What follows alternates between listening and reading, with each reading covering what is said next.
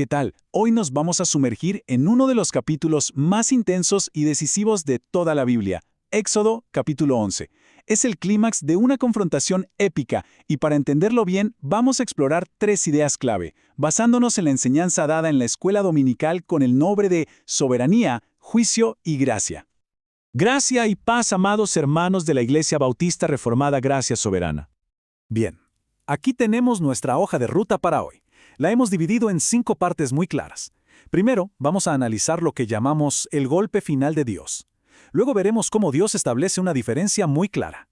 El corazón de nuestro estudio será ver a Cristo como nuestro Cordero Pascual.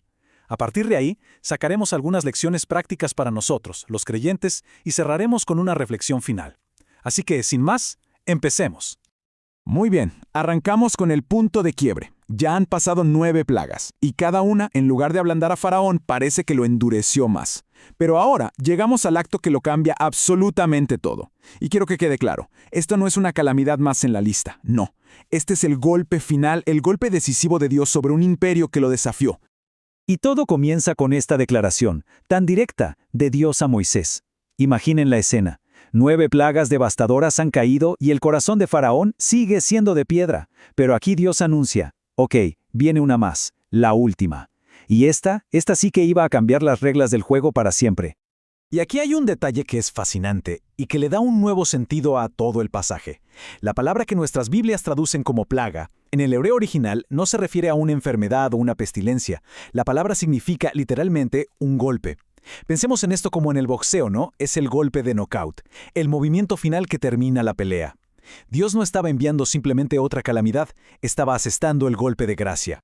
¿Y cuál era el propósito de este golpe? Algo realmente asombroso. No era solo castigar, era ejecutar un cambio soberano en la mismísima voluntad de Faraón.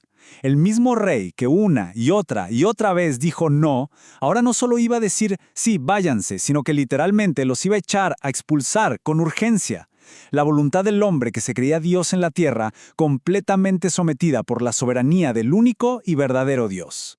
Ahora, pasemos a nuestro segundo punto, porque este golpe final hace mucho más que solo liberar a Israel. También traza una línea. Una división clarísima, sobrenatural, entre el pueblo de Dios y aquellos que los oprimían. Y aquí llegamos a una parte del relato que, seamos honestos, a veces causa un poco de confusión. Hablamos de ese momento en que Dios le dice a los israelitas que pidan oro, plata y vestidos a sus vecinos egipcios. La pregunta es inevitable. ¿Estaban robando? Bueno, la enseñanza fue muy clara al respecto. La respuesta es un rotundo no. No fue un robo, y la clave para entenderlo está, una vez más, en el idioma original. La palabra hebrea que se usa es sha'al, que significa solicitar, pedir o incluso, en cierto contexto, demandar. Y esto le da un giro de 180 grados a la situación. Ellos no estaban robando, estaban haciendo un reclamo legítimo, bajo la autoridad directa de Dios. Entonces, ¿cómo debemos ver esto? Desde 2 ángulos, que son perfectamente complementarios. Por un lado, es un acto de soberanía divina. Dios, como dueño de todo el oro y la plata del mundo, simplemente decidió transferir la administración de esos bienes. ¿Para qué? Para la futura construcción de su tabernáculo. Pero también, y esto es clave, fue un acto de justicia retributiva. Imaginen esto, era el pago retroactivo de salarios por 400 años de esclavitud y trabajos forzados.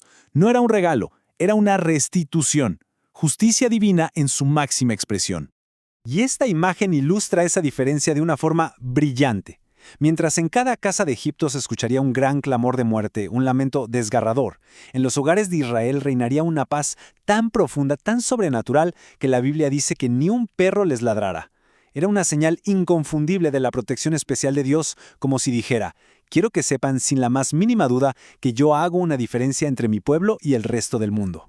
Con esto llegamos al corazón de todo el mensaje. Porque un evento de esta magnitud en el Antiguo Testamento nunca se queda solo en la historia. Siempre apunta a algo más grande, a su cumplimiento perfecto en la persona y obra de nuestro Señor Jesucristo. Miren, lo que vemos en Éxodo es como una sombra proyectada en una pared. Y la realidad, la sustancia que proyecta esa sombra, es Cristo. Cada elemento de la Pascua es un eco de algo mucho mayor. La muerte de los primogénitos en Egipto trajo libertad física de la esclavitud. Pero en la cruz, la muerte del único Hijo de Dios nos da libertad espiritual del pecado. La sangre de un cordero en un dintel salvó de una muerte temporal. La sangre del Cordero de Dios en la cruz salva de la condenación eterna. Es el mismo patrón, pero elevado a una escala infinita. El libro de Hebreos lo dice de una manera que no deja lugar a dudas. Afirma que Cristo ofreció un solo sacrificio por los pecados, y lo hizo una vez y para siempre. No fue uno de tantos, fue el único, el perfecto, el definitivo. Y con esa sola ofrenda, Él ganó la victoria para siempre a favor de todos los que ponemos nuestra fe en Él. Y aquí está la verdad central que lo cambia todo. Esa noche, la sentencia de muerte era universal, no era solo para los egipcios. Todos, israelitas incluidos, estaban bajo el justo juicio de Dios. La salvación de Israel no vino porque fueran mejores o más inocentes, porque no lo eran. Vino enteramente de la provisión de Dios, un sustituto. La sangre del Cordero en la puerta era la señal de que alguien más había muerto en su lugar. Una imagen perfecta de Cristo, nuestro Cordero, cuya sangre nos protege de la ira que con toda justicia merecemos. Muy bien, ya hemos visto la historia, hemos visto a Cristo reflejado en ella. Ahora la pregunta es, ¿cómo aterrizamos todo esto? ¿Qué lecciones prácticas nos deja este capítulo para nuestra vida diaria como creyentes? Podemos extraer al menos 3 lecciones vitales. Primero, el juicio de Dios es imparcial. El ángel de la muerte no hizo distinción entre el palacio de Faraón y la choza de la sierva que molía el grano. Ni la posición social ni la riqueza sirven de escudo ante Dios. Segundo, la intervención de Dios es personal. Fíjense que Él no envía a un ángel o a un subordinado. Dios mismo dice, «Yo saldré por en medio de Egipto». Esto es un anticipo de Cristo, quien no envió a otro, sino que vino Él mismo a morir por nosotros, y vendrá Él mismo a juzgar. Y por último, entendemos el doble efecto del Evangelio. El mismo mensaje de la cruz, como el sol, puede ablandar un corazón dispuesto como si fuera cera, o puede endurecer un corazón rebelde como si fuera barro. El mensaje es el mismo, la respuesta es diferente. Y esta es una gran lección que nos libera de una carga muy pesada. A veces nos desanimamos al compartir el Evangelio porque vemos corazones que se endurecen. Pero recordemos esto. Nuestra tarea, nuestro deber, es predicar fielmente. El resultado, ya sea que el corazón se ablande o se endurezca, le pertenece enteramente al Señor. Y con esto llegamos a nuestra reflexión final. Un pasaje tan intenso como este nos deja con 2 sentimientos que, aunque parecen opuestos, son complementarios. Una profunda seguridad en Cristo y a la vez un sentido de urgencia por compartir el Evangelio. Volvamos por un momento a esa imagen de los perros que no ladraron. Para nosotros, los que estamos en Cristo, esa es una ilustración poderosa de nuestra seguridad. Una vez que hemos sido cubiertos por la sangre del Cordero, una vez que Dios nos ha declarado justos, ninguna acusación de Satanás, el acusador de los hermanos, puede prosperar contra nosotros. Hay un silencio celestial frente a toda amenaza del enemigo. Pero esta historia también nos deja con un último pensamiento que nos debe mover a la acción. El juicio sobre Egipto cayó a medianoche, en la hora de mayor oscuridad, cuando la mayoría dormía en una falsa sensación de paz.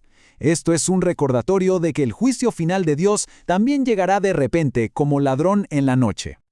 Y sabiendo que Dios, hoy igual que ayer, hace una diferencia eterna entre su pueblo y el mundo, la pregunta que le hicieron a los apóstoles resuena con una urgencia tremenda para cada persona. ¿Qué debemos hacer para ser salvos? La respuesta de la Biblia sigue siendo la misma. Ayer, hoy y por los siglos. No hay otra. Es arrepentimiento para con Dios y la fe en nuestro Señor Jesucristo.